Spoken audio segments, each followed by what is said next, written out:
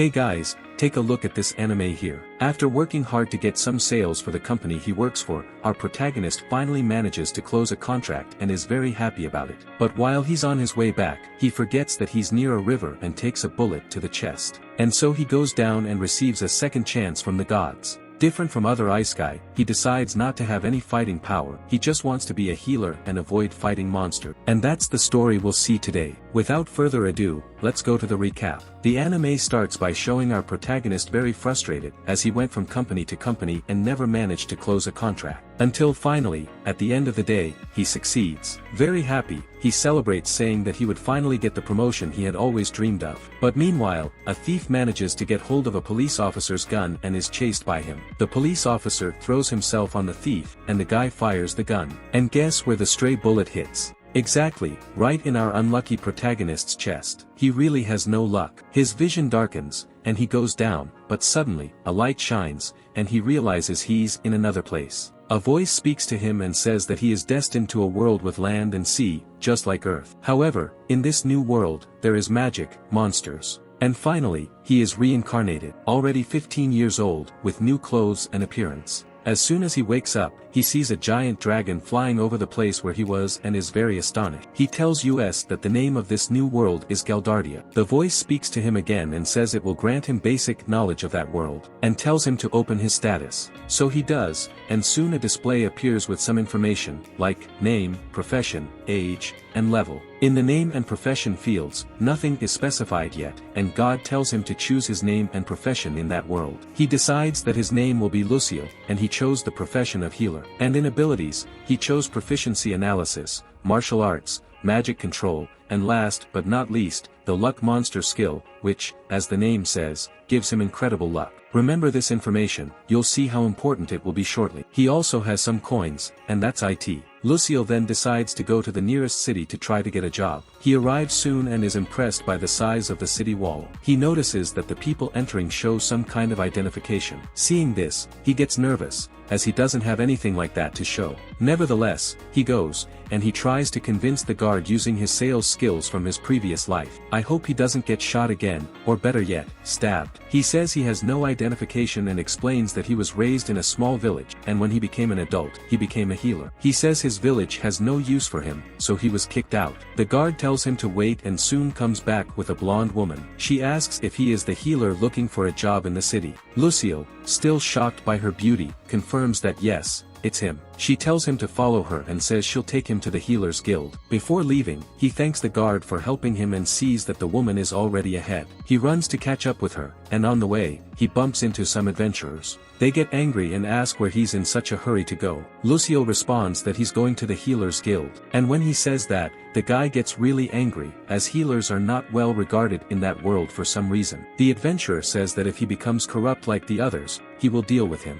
Lucio tells him not to worry, as he will do his best. And then they leave. They move forward, and Lucio is surprised by the city. And after a while, they finally arrive at the Healers Guild. Lucio thanks her for bringing him there and thinks to himself that her smile is beautiful, and going down was a blessing. Then he registers as a healer. The guild attendant tells him to fill out a form, and at first, Lucio can't read anything written on it. But suddenly, translations appear, and he can understand everything that's written. He fills out the form as requested. After finishing, he hands it to the attendant, who tells him to wait a little. While she's gone, he talks to Lumina, that blonde girl who brought him to the guild. He asks her the name of that city. And at that moment, she realizes that he really knows nothing. She says that this is Maritone City, the largest and most famous city in the kingdom of Shurul. Then the girl comes back and tells him to channel his magic into a small card. He does as she asks, and Lucio hands the card again to the girl so that she can register his card in the healer's system. She returns and says that she has confirmed that he is a healer and has affinity for sacred magic. At this moment, Lumina says that her work here is done, and she will leave. But, before she goes, Lucio calls her and says that he has never used sacred magic, so he doesn't know if he can do it. Then they agree that Lucio will stay in the guild for a while to learn how to use healing abilities. Having said that, Lumina offers him 3 options to learn. Spartan training. 2. Take a loan, kind of like a student loan, you know.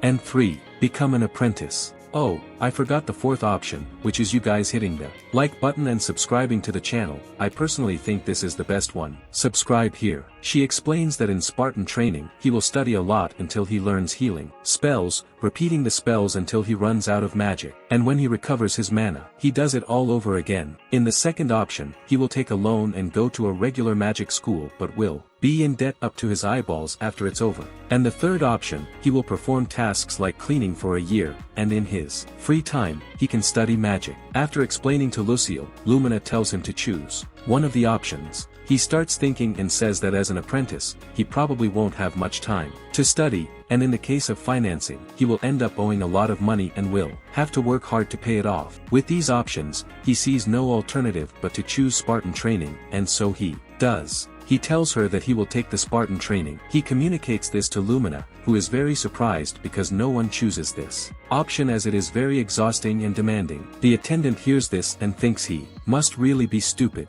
After that, Lumina leaves, and Lucille is under the care of Kururu, the guild attendant. And yes, you didn't hear it wrong, her name is really Kururu, but it's with a K, not that green frog though. She calls Lucille and says that she will show him his room. He thanks Lumina and follows Kururu. When they arrive at his room, he notices that it has no windows and is quite simple. Soon Lucille finds a magic book and starts reading to learn the basics. He says he has 10 days to complete his training, so he doesn't waste any time and starts studying right away. After reading a bit, he decides to put into practice everything he's read. He tries to visualize a wound healing and recites the healing incantation for the first time. However, on his first try, only a little magic fart comes out. He realizes that he will have to train a lot to get good, and he checks his status and sees that with this simple attempt, his healer's status improved. Lucille sees that with the mana he has, he can try 9 more times before his MP is completely drained. However, he feels terrible every time his mana runs out and decides not to let that happen. He decides that every time it's his last spell before running out of mana, he will stop and study until his mana recovers. This way, he won't feel bad and will optimize his time. The next day, he wakes up and sees that this reincarnation thing wasn't just a dream, and this will be his new life for real. So he is motivated to have a completely different life from his failed one before. After a while following his training and study plan, he sees that his healer status has improved significantly. And at this moment, someone knocks on the door. Lucille tells them to come in, and he is faced with a beautiful girl, who leaves him astonished. She says that she brought his breakfast, and he thanks her. Lucille asks for her name, and she says it's Monica and adds that it's a pleasure to meet him. Now it's the third day, and Lucille finally manages to cast the healing spell. He goes to the reception to tell Monica about it and asks her who Lumina is, that blonde girl who brought him to the guild. Monica says that she is the leader of the female paladin regiment of the church and that she is a really important person. Lucille thinks to himself that meeting that girl was truly a blessing. He decides to look for some job where he can practice his healer abilities. While he is walking, he runs into those adventurers he bumped into at the beginning, remember? But this time, he is much friendlier than before. And while they are talking, several other adventurers arrive badly injured, and they are desperate because they can't afford a clinic. They charge exorbitant prices. Lucille, seeing the situation, doesn't know what to do, but he sets aside his nervousness and says that he will heal those adventurers, shocking everyone there. Today's video starts with Lucille having a flashback of Monica talking about the corruption that infests all the healers' clinics in the city. He realizes it will be impossible to take the injured adventurers to a clinic since they are in a very critical state, and time is running out. Lucille sees no alternative and decides he will heal the injured adventurers himself. The first one is a girl, go figure. He attempts to heal her but fails on his first try. Then he focuses and makes a new attempt, this time successfully healing them one by one, until he reaches the last adventurer. But Lucille is already exhausted, and even before reaching the wounded adventurer, he collapses from fatigue. Before losing consciousness, Lucille sees the last wounded adventurer and thinks to himself that he failed. He should have saved them all. Later, Lucille recovers and starts to reflect on what happened. He feels sad for not being able to help the last adventurer and believes that with more training, this wouldn't have happened. Lucille makes a decision and declares that he will join the Adventurers Guild to level up and gain experience. He arrives at the guild and goes to the reception, where he is impressed and immediately speaks with the receptionist. Lucille quickly asks to register as an adventurer. As he looks at the receptionist's ears, he is very happy and calls her beautiful. The rabbit girl hands Lucille a form to fill out with his information. He does as she asks,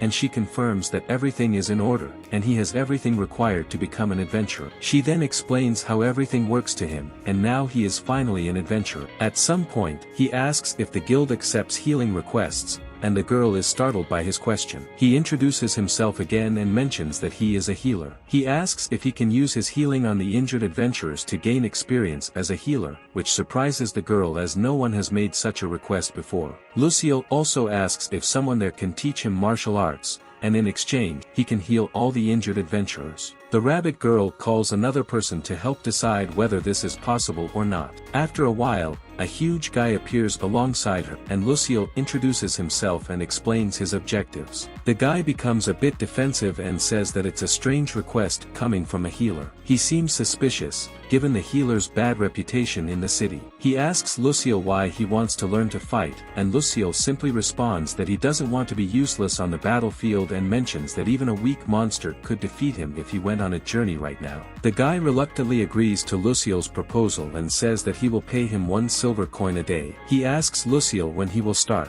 Lucille says that he can begin in 6 days, which is when his training at the Healers Guild ends. So it's decided. He uses the remaining time at the Healers Guild to train his magic as much as possible. After the 10 days of training are over, he bids farewell to the girls at the Healers Guild and heads to the Adventurers Guild. Upon arrival, he meets another girl at the reception and introduces himself. He finds her beautiful and mentions that all the girls in that world are beautiful. Then she guides him to go down the stairs to the underground training room. Down there, he meets Broad, who is happy and thought he would back out and give up. Lucille says he would never give up, he needs skills to survive. Soon, Broad begins the intense training, and Lucille starts running until he can't anymore. Literally until he can't anymore. Then Broad asks him to try to attack him. Lucille attempts to kick, but it's so weak that Broad easily stops him. Broad decides that he has a lot of training ahead to improve. The first day of training ends, and Lucille is completely exhausted. Broad tells Lucille that not many novices join them because they start with little money and quickly have to go on adventures to earn money. Many of them leave before actually becoming real adventurers. Then some badly wounded adventurers appear and ask if Lucille would really heal them for free. They don't believe it much, as clinics charge exorbitant prices, and few can afford treatment. Lucille quickly rushes to the injured girl and starts to heal her.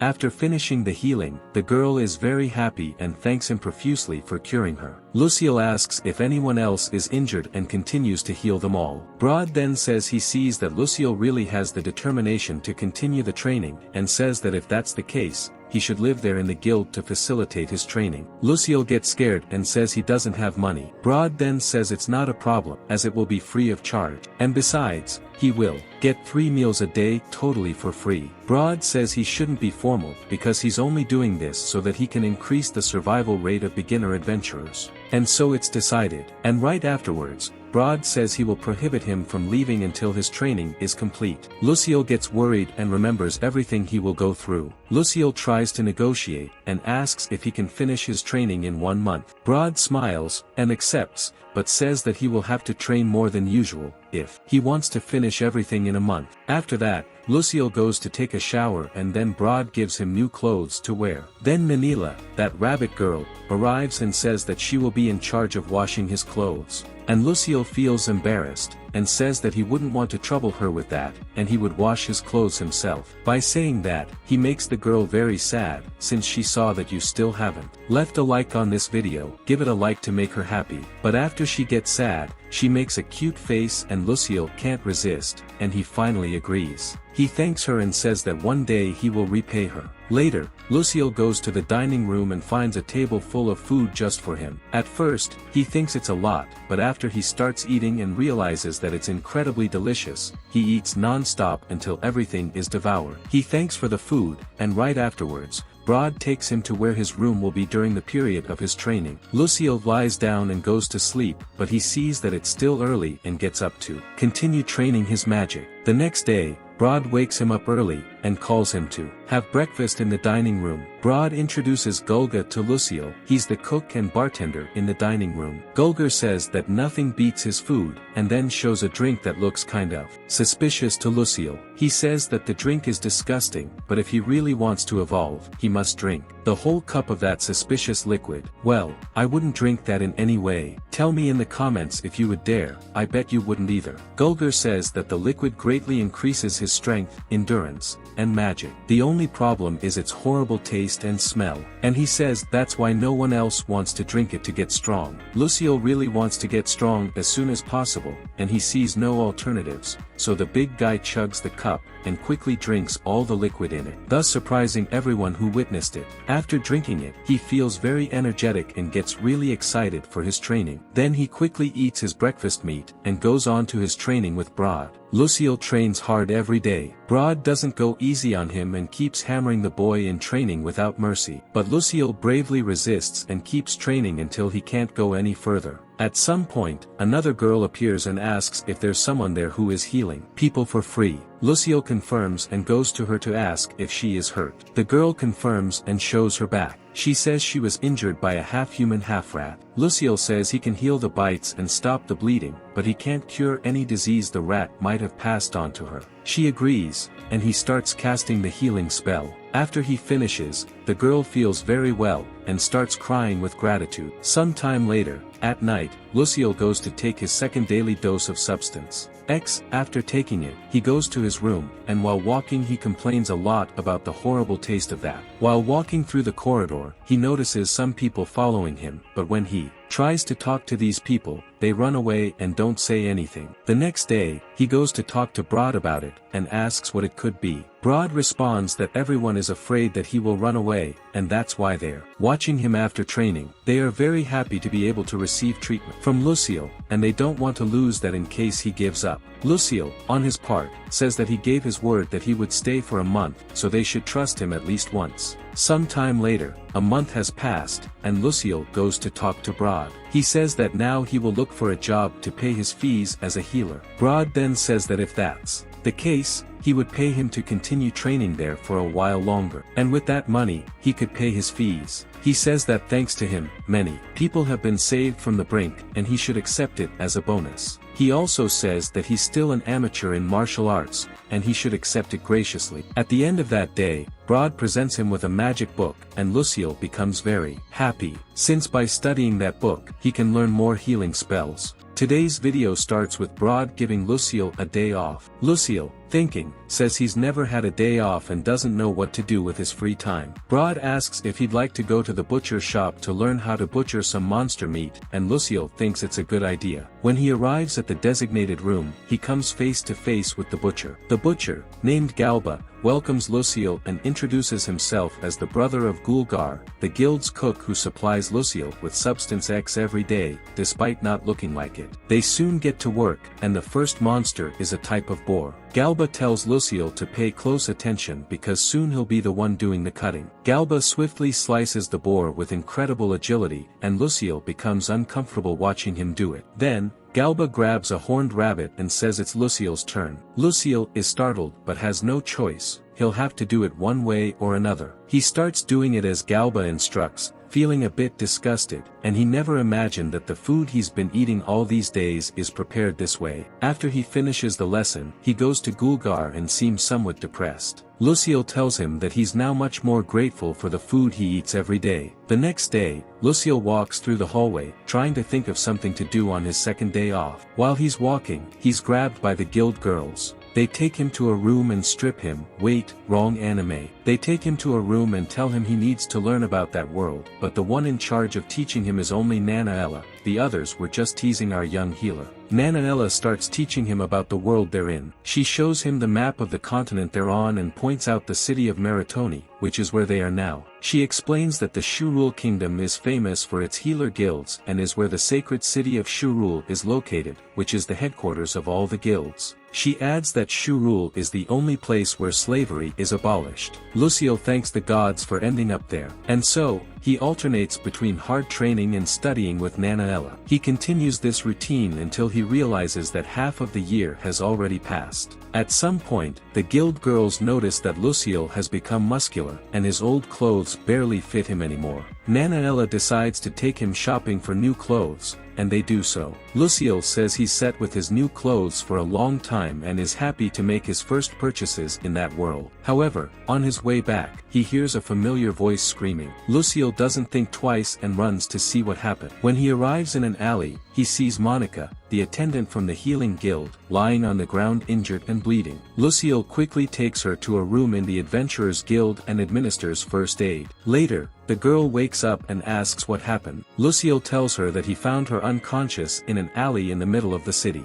Lucille asks if someone tried to harm her, and Monica says it was probably the case. She suspects she was targeted because she had recently spoken out publicly against the practices of Botticelli, the leader of the most famous healing clinic in the kingdom. Monica believes she suffered retaliation since Botticelli has been charging exorbitant fees, and if the patient can't pay, he sells them as slaves. What a scoundrel, I'm sure he's bald. Lucille tells her that she might be in danger of further attacks, so she should stay at the Adventurers Guild for a while until things calm down. Later, Monica approaches Lucille, feeling embarrassed, and thanks him for saving her life. She asks with a sad face how much she owes him for it. Lucille reassures her, saying she just needs to leave a like on the video and subscribe to the channel, and everything will be fine. Just kidding. In reality, he tells her that she has already done more than enough for him since he arrived in the city, so there's no need to repay him for the healing, leaving the girl relieved as she thought she'd go bankrupt. Some time later, Monica decides to stay permanently at the Adventurers Guild since she really likes the place. Now, we have a little time skip,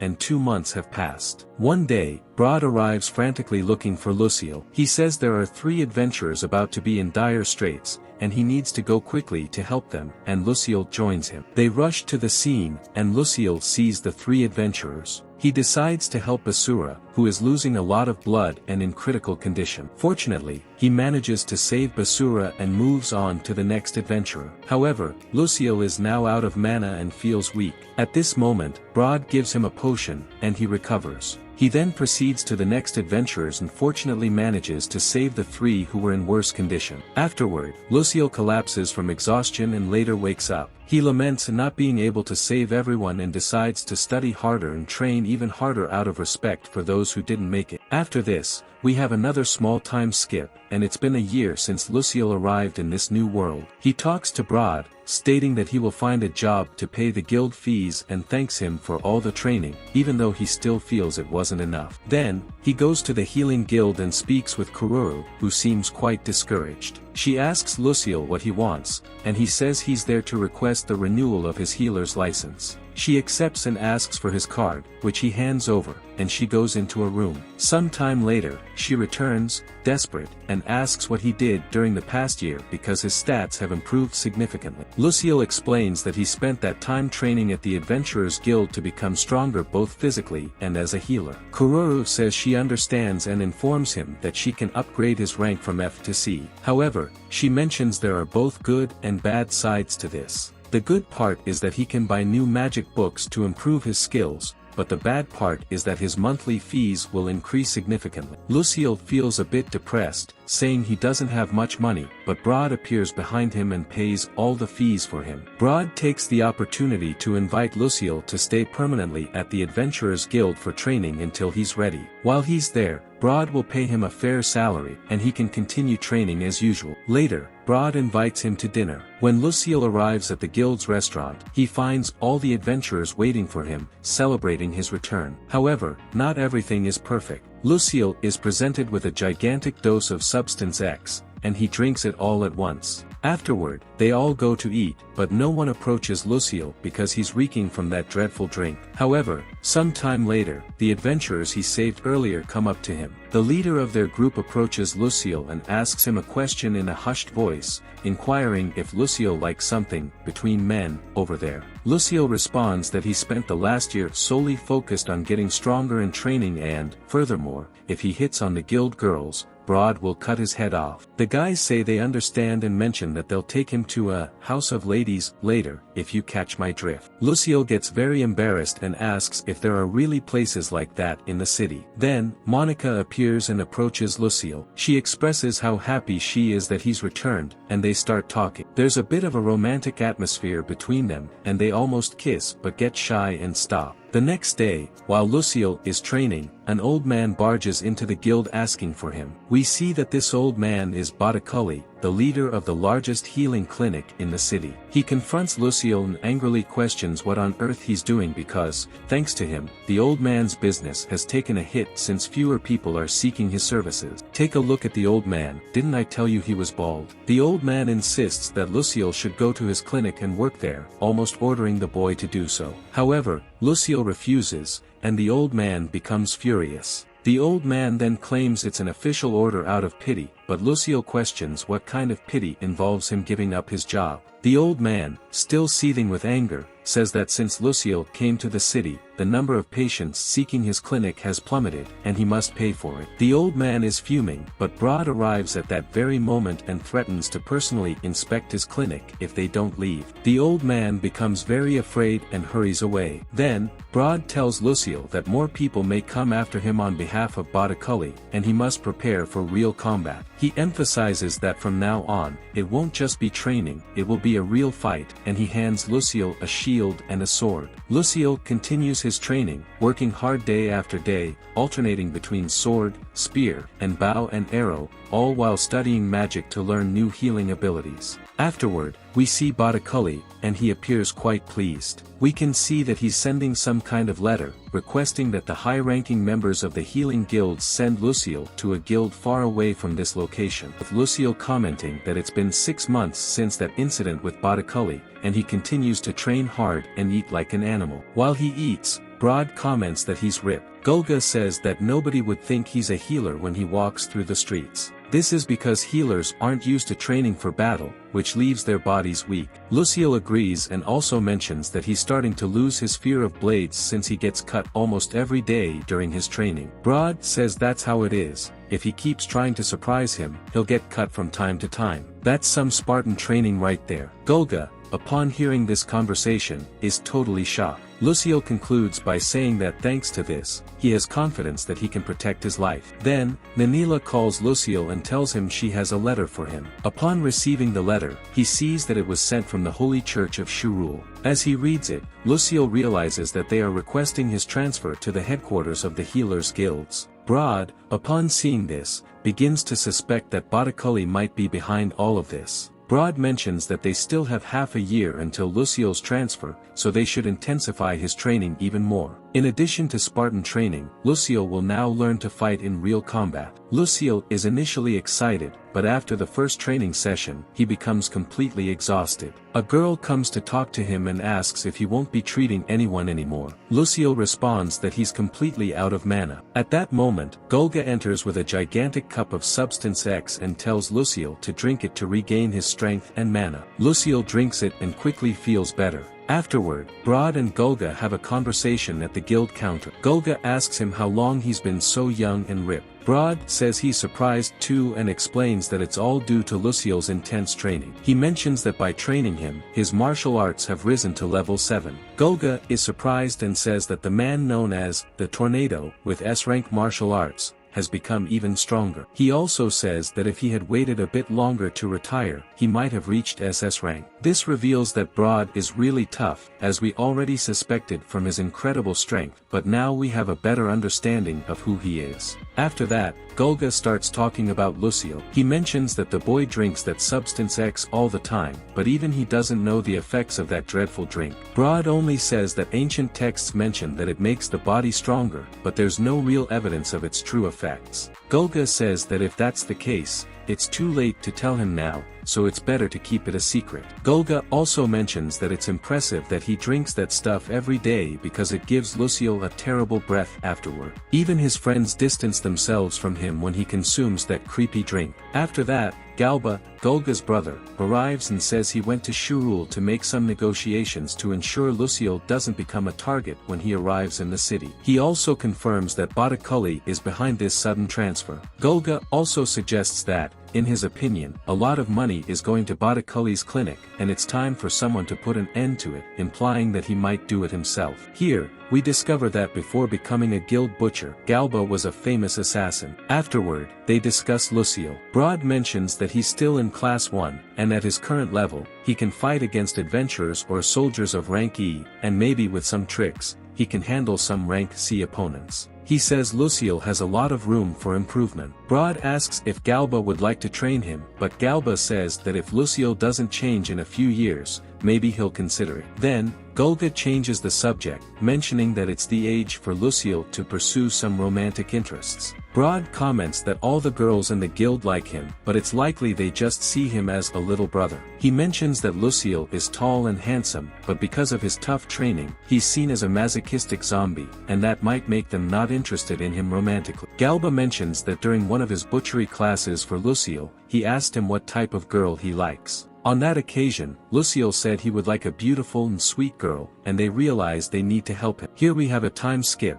and half a year has passed. Finally, the day for Luciel to depart has come. He talks to Broad and says that he really has to go since a healer ignoring the Pope's orders is something extremely absurd, and they might send people after him. Broad, in turn, says that if the headquarters is corrupt, he should find a way to escape and come back to the guild. He asks Luciel why he called him there. Luciel says he has a favor to ask, and it's later revealed that he asked to go to the guild cemetery. There, some adventurers who Luciel couldn't save were buried. He says he saved as many people as he could, but unfortunately, there were some he couldn't help. He thinks that in his absence, clinics like Botticelli's will continue to charge exorbitant prices as they always have. The new adventurers are poor, so they will certainly take on dangerous missions to earn money. Even minor injuries, when not treated immediately, can be fatal. And he knows that even if the clinics treat them, since they can't pay, they are sold as slaves to other countries. Luciel says he wants to prevent all of this, and thinking about it all, he makes a request to Broad. He asks him to start a training course for the newcomers.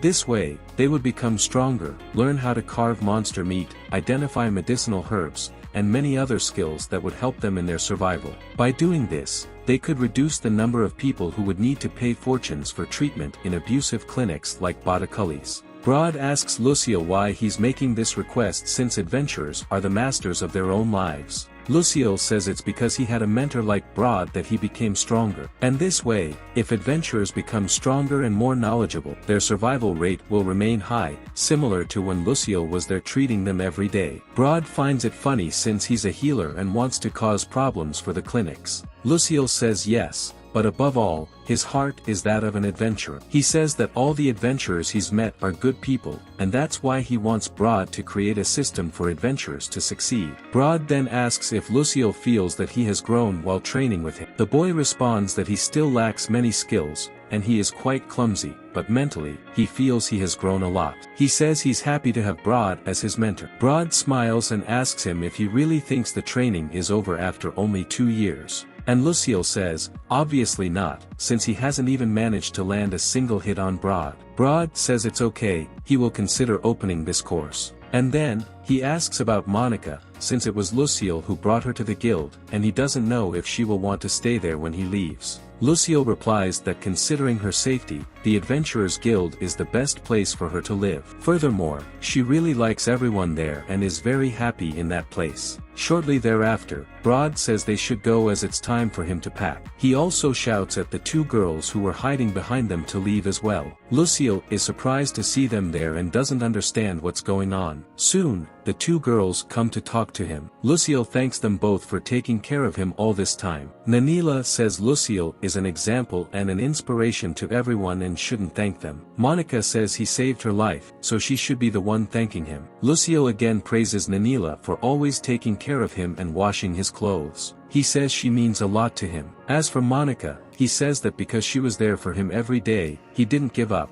and when he says this, he leaves both of them very embarrassed, and Monica even cries with emotion. Luciel says he will be leaving tomorrow, and he honestly doesn't know what will happen after that. but he says that someday, he will come back to have dinner with them. Well, the guy is ambitious, wanting both of them, and there are people out there who don't even have one. Complicated, right? Naturally, they accept. And right after that, they go to the guild. Lucio receives his adventurer card and realizes that he has reached rank E. Then he turns to Broad and promises that one day he will land a hit on him, and he should be prepared for that. Broad says that if he manages that, he will do anything Lucio asks. Look out, that's a complicated promise. Well, as I said, Lucio says that if that's the case, he will make Broad drink 5 mugs of Substance X. And Broad gets nervous. Then, an adventurer calls for Lucio and informs him that his bags are already in the carry. Lucio then thanks everyone and says his goodbyes. Broad speaks on behalf of everyone, saying that he was really great, and thanks to him, many lives were saved, and dreams were not destroyed. After that, he gives Lucio a present. A magic bag that can hold 10 items and some money to help him on his new journey. Lucio thanks him and starts crying with emotion. After that, he goes to the carriage outside the city. Upon arriving there, he realizes that the White Wolf team will be traveling with him, and he is very happy to travel with people he already knows. It begins with Lucio on his journey to the city of Shurul, where he was transferred due to Botticulli's, that bald chubby guy's, fault. Just like we saw in the last video, he's traveling with some adventurer friends who are providing escort. As he approaches the city, Lucio is greatly impressed by its size. Before going to the church, he decides to stop by the Adventurers Guild first to buy some of that X substance, that awful and stinky drink that aids in physical and magical growth. But he mentions that he's afraid of getting into trouble at the guild, just like when he joined the Adventurers Guild at the beginning of the anime. Seeing this, Bazan, one of the adventurers with him, decides to accompany him to avoid any problems. Upon arrival, Lucio notices that the Adventurers Guild is exactly like the guild in the other city they were in and is amazed by it all. Bazan calls Lucio to come with him, and they approach a girl. Bazan tells her that he's here to introduce Lucio to the guild master, and she instructs them to wait and says she'll go get him. When the girl leaves, Bazan warns Lucio not to be fooled. Even though she seems cute and polite, she's easily stronger than Bazan himself. Afterward, the guild master arrives, and we see that he's a dwarf. No, I'm not joking, he's literally a dwarf. Bazan quickly introduces Lucio, and he mentions that he's a healer. When he says this, everyone is obviously shocked, just like in the other city, as healers don't have a good reputation. Lucio gets a bit nervous, but the guild master quickly recognizes him since he's famous for being the masochistic zombie who trains with his brothers. Look at the reputation this guy gained, man. After that, the guild master asks him what he wants. At this moment, Bazan leaves, and Lucio makes his request. He says he wants a barrel of X substance. Again, everyone is surprised, and the girl asks him to repeat to make sure she didn't hear it wrong. This time, he says he wants 3 barrels of X substance. People start gossiping about this mysterious substance, calling him crazy. After making this request, the guild master brings him a glass of X substance to drink, saying he can't sell it to those who can't handle it. Lucio accepts and quickly downs the glass of that strange drink. The adventurers present comment that he's a monster for being able to drink it. Lucio thanks them for the drink and proceeds to buy his barrels. After that, the guild master asks if it's true that he treats people for just 1 silver coin, and he confirms it. He explains that as long as no one causes trouble for him, he can do it without any issue. After that, he goes to the church and notices that it's gigantic. Here, he says his goodbyes to the White Wolf group and thanks them. They, in turn, say it's a pleasure to protect the man who saved their lives. Lucio gets emotional and says he'll miss them. Thinking, he says he'll work hard to repay the kindness everyone has shown him since he arrived in that world, and then heads to the church. Upon entering, he's impressed by the size of it all and soon talks to the receptionists. They tell him that this is the headquarters of the Healers Guild and ask what he wants. Lucio introduces himself and explains that he was transferred there. They instruct him to wait and soon call someone in charge to show him around the guild and explain his duties. The guy arrives, and we see that he's quite grumpy. He introduces himself as Granhart, a priest from the guild. After that, he instructs Lucille to follow him, and they open a magical elevator that they use to go up to the other floors. Upstairs, Lucille encounters Lumina, the paladin who helped him back in the first episode. She comes to talk to him and expresses surprise at seeing him there. However, she gets his name wrong, which shakes Lucille a bit. Again, he thanks her for the help she gave him in Maritoni. She says there's no need and adds that she saw his potential from the beginning because his aura was pure and crystalline. She says she wants to talk to him, but she can do that later since he's busy with Granhart. After that, they proceed and enter a weird room that looks almost like a torture chamber. But Granhart says it's just a storage room, and he shouldn't worry. A storage room, huh, sure. After that, they sit down at a table to talk to Granhart. He hands Lucille a letter he received from a healing clinic in Maritoni, the city Lucille was in. The letter accuses him of offering treatments that harm the businesses of other healers. Granhart wants to know the truth about this.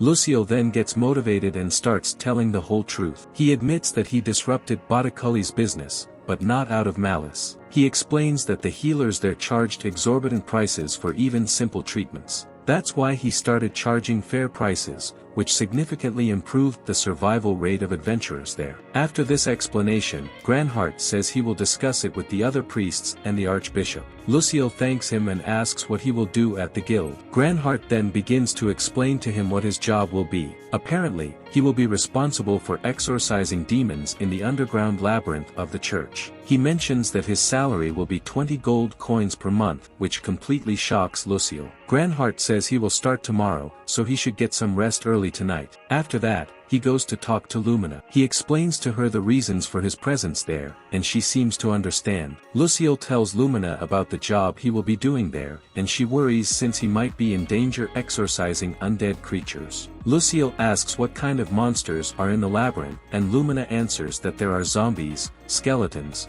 and ghosts. She adds that they can be defeated with purification spells or sacred swords. Lucille asks if there's anything good about this job, and Lumina informs him that besides the high salary, he can keep everything he finds in the labyrinth, including treasures and artifacts. She also mentions that it's not all fun and games because the labyrinth is a really smelly place, and the stench sticks to your clothes, so people will give him dirty looks when he passes by. Lucille, thinking, says it's not a problem since all of this happens with the X substance he takes every day. After that, they bid farewell, and Lucille thanks her for the explanations. The next day, Lucille talks to Jord, a blonde guy who also works in the same area as him and will show him how his new job works. Then, Granhart gives him his work clothes and the card to use the magical elevator to enter and leave the guild. After that, he leaves Lucille in Jord's care and departs. Lucille and Jord head to the labyrinth. Upon entering, Lucille notices that the smell is indeed terrible, but it's less awful than the X substance. As they enter,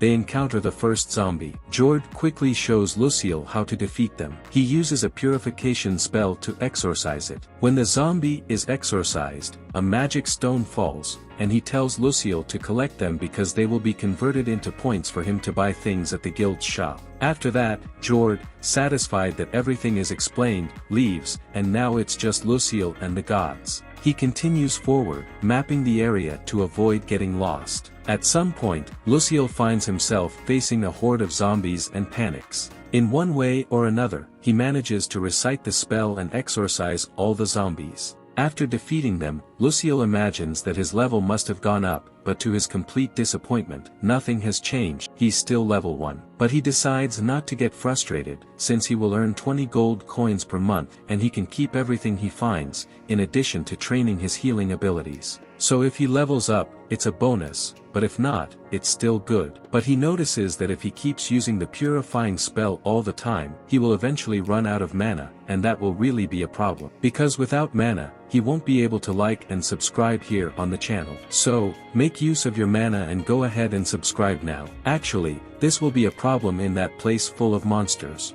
Lucille has an idea. He decides to infuse the purification spell into his sword. This way, he casts the spell only once and uses almost no mana but achieves the same result, spending only a fraction of the mana that would be used when casting the spell. Then he continues slaying zombies and completes the first level of the labyrinth. He decides to descend to the second level and soon encounters a new monster, a type of ghost that is easily defeated by the sword with holy spells. Afterwards, he feels hungry and decides to eat a sandwich, along with a drink to accompany. Nothing better than the good and horrifying substance X, right? Lucille says thanks to it, even monsters don't come near. Even monsters can't stand the smell of that stuff, man. After that, the first horde of skeletons appears, and Lucille desperately defeats them. And so he decides to call it a day. As he leaves, he goes to talk to JRD. Right away, the blonde guy casts a purification spell on Lucille's face to see if he had turned into a zombie. Then,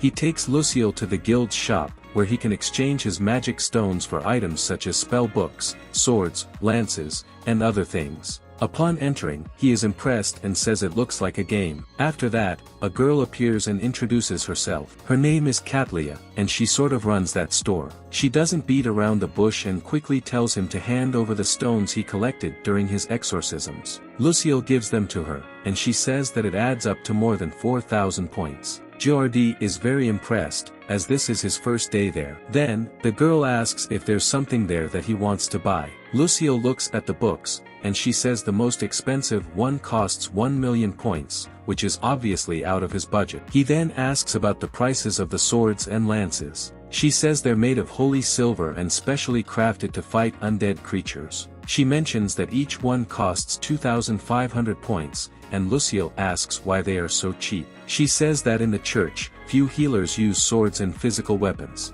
Most prefer staves and other magical weapons, so few people buy them, making weapons like these very cheap due to low demand. Lucille gets excited and says he'll buy a sword and a lance tomorrow since he doesn't have enough money for both now. However, Katlia says he can take both for 4,000 points since it's his first day. Lucille is really happy and then walks away from the shop, happily. But soon he runs into Granhart, who comes to talk to him. He asks how things are going, and Lucille says everything is fine so far.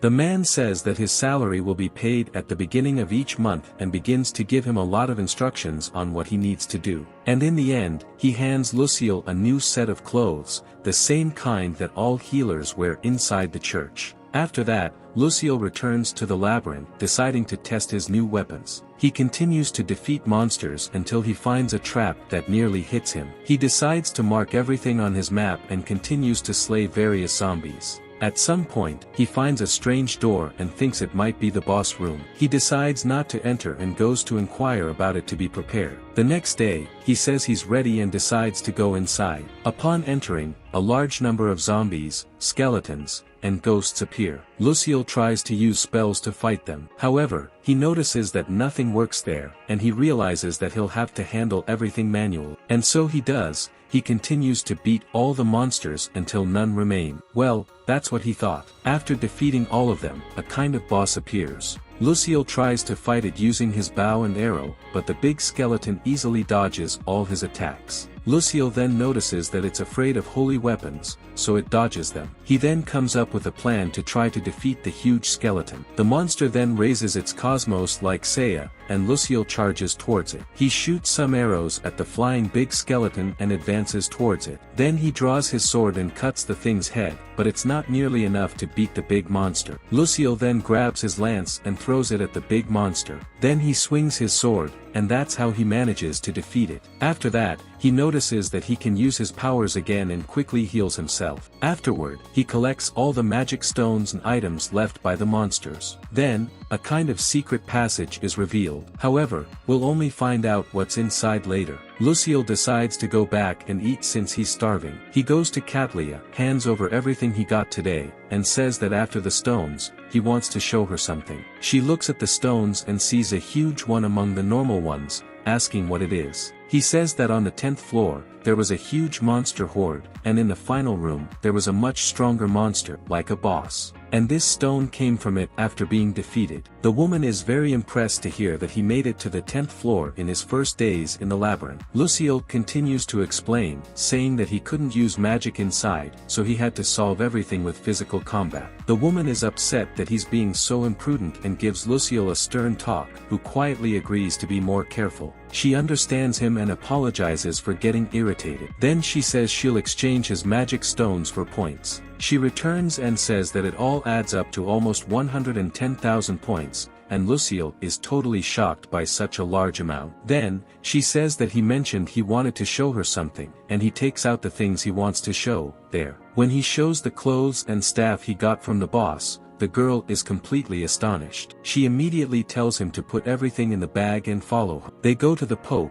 and Catalia introduces Lucille to her. She says he's a new healer in the guild and that he's been exorcising monsters in the labyrinth. She also mentions that since he took the job, he has eliminated a very large number of undead creatures in the labyrinth. But the Pope says that must not be all because she went there to speak with her. Catalia says that today he fought a very strong phantom on the 10th floor, and after defeating it, it left some very interesting items, so she would like to show them to the Pope to see what she thinks. Seeing what it is, the Pope is impressed and says she wants to buy them from him. Lucille then decides to use his sales techniques and negotiate with her. He says that his magic bag doesn't hold much, and he would like to receive a better one in exchange for those items he got. The Pope agrees and asks if that's all he wants, and he confirms. Finally, the Pope says that if he finds more interesting things, he should bring them to her, and she will negotiate with him. Catalia is impressed that he negotiated with the Pope, saying that most people wouldn't dare to do that. After talking with the High Priestess,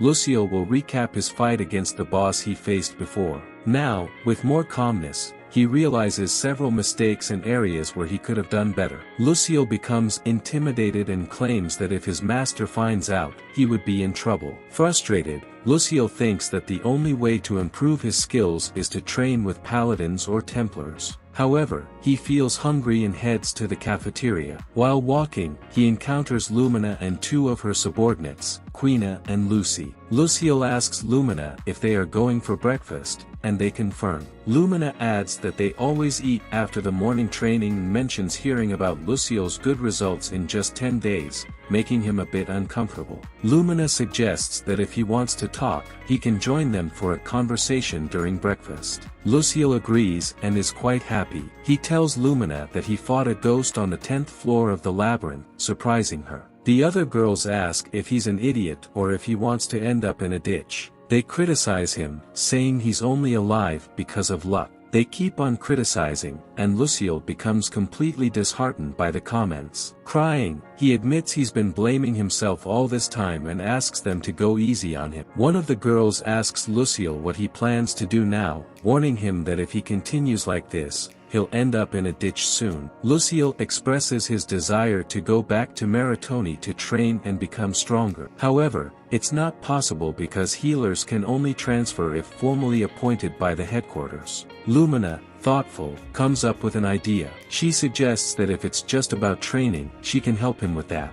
Lumina invites Lucille to train with the Paladin regiment she commands. Obviously, Lucille is thrilled, but Lumina warns him that their training might be a significant challenge for a healer. Later, Lucille returns to the labyrinth and continues defeating monsters. He progresses until the 12th floor. After that, he goes to Catalia to exchange points, but after their last encounter, he's hesitant to talk to her. Considering Catalia's direct contact with the High Priestess, Lucille believes she must be someone important. Catalia warns him not to pry into others' business, emphasizing that every woman has her secrets. She adds that curiosity killed the cat, and he should be cautious. Catalia mentions that the High Priestess has provided the magic bag he requested. She instructs Lucille to channel his magic into the bag, changing its color to indicate it's his property. He can store almost anything within reach by saying, "store," and retrieve it by imagining the item and saying, "retrieve." Lucille thanks her and is excited about his new bag. In addition to his new bag, Lucille receives several magic books as a reward for his achievements in the labyrinth. The next day, Lucille is introduced to all the paladins, and his training with them begins. Lumina announces they'll start with a simple warm-up, followed by combat training. Lucille, confident due to his 2 years of daily running, finds out that the paladin's training is a whole different level. They leave him behind during the run, and by the end, the healer is completely exhausted. The training concludes for the day, but the next morning, they resume with defensive training. Here, Lucille shines, using his support skills to give the team a significant advantage in defensive situation. After the morning training, Lucille heads back to the labyrinth to explore further, aided by his magic plastic bag, making things much easier for him. He theorizes that the monsters there are mere illusions, explaining why they don't grant him experience points. But even so, fighting in this way is not useless, he considers it as part of his training. Plus, he still earns money doing it. And so, he continues advancing until he finally reaches the door of the 20th floor. He feels a bad premonition and decides to gather information first. He asks Catalia what might be inside. She says she has no idea, as she never even entered the labyrinth. But like room 10, it may be that another guild member who lost their life in the labyrinth turned into a monster and is there now. The next day, Lucille continues his training with the paladins. Today, he will finally learn more about fighting with 2 weapons. After that, it's Lucille's turn, and he manages to defend against the girl's attacks, but when he finds an opening to strike, he takes a kick to the face. And so, he continues losing to all the girls. And thus, his training ends for today, and Lucille doesn't waste time. He immediately heads to the labyrinth to face the 20th floor. He enters and quickly defeats the boss, and like the one from room 10, this one also drops some rare items. After that, he brings them to the high priestess, and she thanks him. She says these items also belonged to a high priest of the church, who entered the labyrinth over a decade ago and never returned, and now they know his whereabouts. The high priestess mentions that since the labyrinth manifested about 50 years ago, many have tried to seal it, and thanks to that, they have always managed to prevent the monsters from escaping. Lucille asks if there is a way to defeat the labyrinth, and the high priestess confirms. To do this, it is necessary to destroy the miasma emitter core, and doing that would dissipate the filth, and the labyrinth would disappear over time. However, no one has ever managed to do it to date. Once, a group of elite Templars and Paladins formed a team to try to destroy the core. But because there was so much stench, they gradually gave up and soon returned. Due to this, they sealed the door and now use healers as exorcists to prevent the number of monsters from growing even more, as there is no perspective of successfully destroying the miasma core. Finally, the high priestess asks if there is anything he needs to continue exploring the labyrinth. Lucille quickly gets excited and promptly asks for weapons and shields with anti-undead effects. She agrees and says she will arrange it soon, and when everything is ready, he should pick them up from Catalia. And besides, she mentions that when he reaches Sacred Affinity 7, he can speak to her, and she will promote him. Lucille thanks her. The next day, Lucille goes to the Adventurers Guild of Shurul. He approaches the guild master and says he wants 10 more barrels of Substance X. The guild master says he will arrange it, but before that, he has a favor to ask of Lucille. He says there are several injured adventurers in the training hall and asks for Lucille's help to heal them. Lucille accepts the request, and they go there. Upon arrival, Lucille is poorly received by the injured adventurers. They claim Lucille is just another healer mercenary without a heart, and they immediately tell him to leave. The guild master quickly yells at them to shut up and calls them stupid. He says they have no idea who they are insulting and reveals Lucille. He says he is the legendary masochistic zombie of Meritoni, the healer who healed people for free. The guild master continues and says he will cure people for only 1 silver coin and that anyone who doesn't like it can leave. Soon after, everyone starts shouting for Lucille, calling him the excellent masochistic zombie, which makes him extremely uncomfortable. Lucille talks to everyone and tells them to pay attention. He says he will indeed heal everyone for 1 silver coin, but he also says he will only do it under 3 conditions. The first condition is that it will cost 1 silver coin. The second condition is that if they spot someone from the church, like Valkyries, or the high priestess in danger, they must immediately help. And lastly, he doesn't want to hear any more nicknames like Healer Zombie or Masochist. Obviously, they accept, and Lucille begins the treatment. He uses area superior healing, and quickly, all the ailing are cured. They greet Lucille and start trying to come up with another nickname for him, until finally deciding to call him the eccentric saint. Lucille obviously doesn't like it, but he has to accept. Then, he goes to the guild store to talk to Catalia. He tells her he is going to the labyrinth and will be there for longer than usual, around a week. She reluctantly agrees, but with some conditions. She asks him not to overdo it and to return at least once a week. She says she spoke all of this because she doesn't want him to die. Sometime later, he returns and goes to her. Catalia says she has received his new anti-undead equipment. In addition to them, he also received an angel's pillow, an item that allows him to have a great rest and recover all his strength and mana while sleeping. After that, he goes to the guild in search of more Substance X and also has a conversation with the guild master. Lucille also asks him to send another letter to Meritoni, even though he never received any from there. Then, some adventurers come to talk to Lucille and ask if he will participate in the simulated battle after healing the others. He agrees, as everyone is excited to fight him. We see here that Lucille has become close to the adventurers of this new city, just like he was in Meritoni. Elitz, one of the adventurers, approaches him, asking if Lucille managed to use the physical strengthening ability he taught him. Lucille attempts it but fails. The adventurer suspects that this is due to him still being stuck at level 1, and I don't know about you, but I think what's preventing him from leveling up is Substance X.